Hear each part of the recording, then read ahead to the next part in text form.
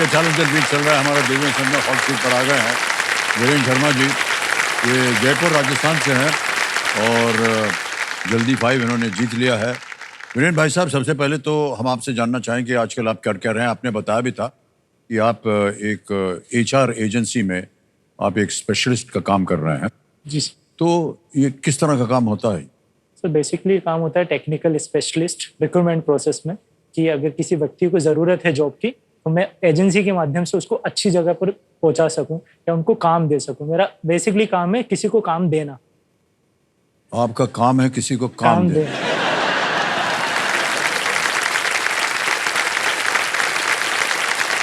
मान्यवर, हमारे बारे में आपका क्या ख्याल है? हमारी काबिलियत सरकारी नौकरी वोकरी ढूंढना हमारा लगवा दीजिए। मेरी इतनी बिसात नहीं कि मैं आपको काम दे सकूं सर, नहीं।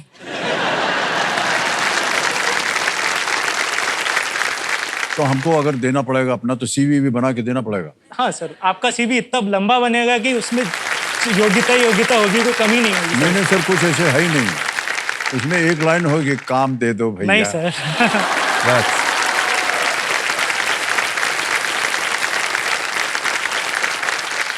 तो आप अकेले काम करते हैं या आपके साथ एक पूरी टीम है या क्या है? सर तकरीबन 13-14 जने हैं जो एक साथ मिलके काम करते हैं। उसमें मेरी टीम में 7-8 जने हैं। तो मेरी बॉस से लेकर मेरे कॉलीग से लेकर मेरे टीममेट सब महिलाएं हैं। तो उनके बीच में मुझे ऐसा लगता है कि मैं गलत ही फंस गया, पर काम करने में मजा आता है।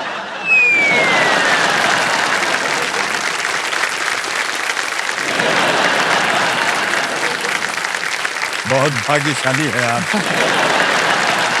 24 घंटे घिरे रहते हैं महिलाओं से।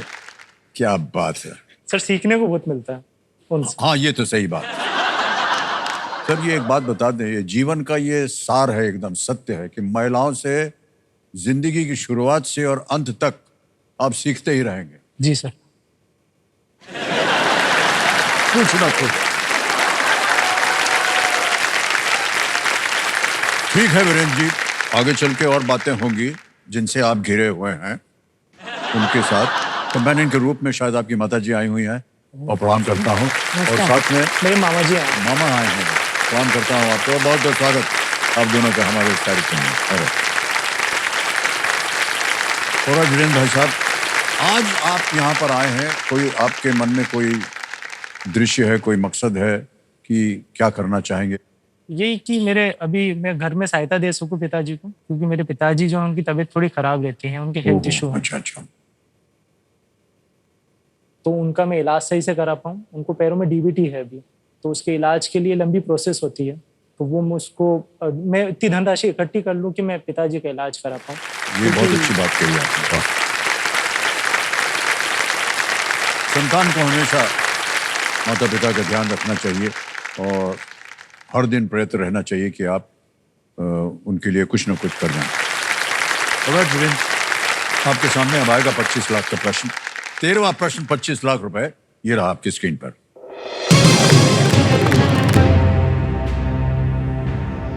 रविंद्रनाथ ठाकुर ने किस संघर्ष के दौरान चिंताओं को संबोधित करने के लिए to the conscience of humanity शीर्षक से एक लेख लिखा था?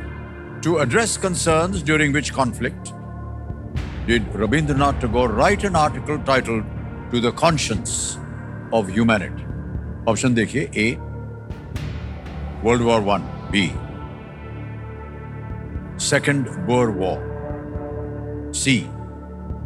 Spanish Civil War, D. World War II. प्रथम विश्व युद्ध, B. द्वितीय बोर युद्ध, C. स्पेनिश गृह युद्ध, D. द्वितीय विश्व युद्ध। रविंद्रनाथ ठाकुर। सर मेरा डाउट प्रथम विश्व युद्ध और स्पेनिश गृह युद्ध पे जा रहा है। 1911 के लगभग उन्हें लिखा था, ये लेख ही था याद है। श्योर नहीं हूं मैं यार। देखते वो युद्ध, स्पेनिश गृह युद्ध, विश्व युद्ध। डबल डिप भी लेता हूं तो श्योर होना जरूरी है 2 में। हाँ, डबल डिप एक बार ले लिया फिर आप क्विट नहीं कर पाएंगे, तो वही लेकिन अवसर मिलता है आपको 2 उत्तर देने की। मुझे प्रथम विश्व युद्ध और स्पेनिश गृह युद्ध लग रहा है दोनों के बीच में।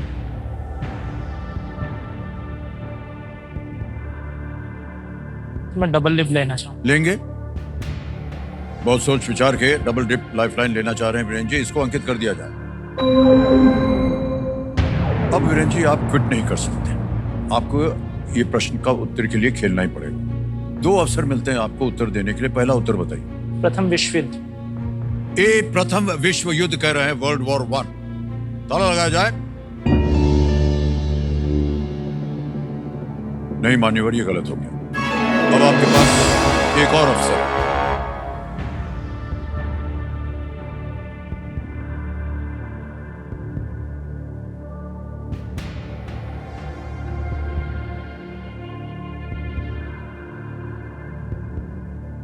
सर ऑप्शन सी स्पेनिश गृह युद्ध। बहुत सोच विचार रहे थे आप इसके ऊपर। ये सी स्पेनिश सिविल वॉर, स्पेनिश गृह युद्ध। ताला लगाने के लिए कह रहे हैं।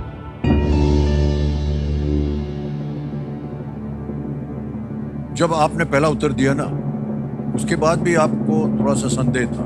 मुझे इतने बोरस। फिर आपने क्या सोच करके किया था कि डबल डिप ले लेना चाहिए? सर मुझे स्पेनिश गृह युद्ध लगा था। मान्यवर 25 लाख जीत गए आप। क्या बात है वीरेंद्र भाई साहब। मुझे कंफ्यूजन था। Well done। बहुत बहुत बधाई आपको। धन्यवाद सर। क्या बात है। 1930 के दशक में, हाँ 1930 के दशक में 1930 स्पेनिश स्पेन पर फासिस्ट ताकतों का कब्जा हो गया था, फासिस्ट। फासिस्ट। और इसका विरोध करने वाले लोगों को अंतर्राष्ट्रीय स्तर पर काफी समर्थन मिल रहा था। स्पेन में हो रही घटनाओं से व्यथित रविंद्रनाथ टैगोर ने अपनी लेख के माध्यम से लोगों से स्पेन के लोगों की सहायता करने की अपील की थी।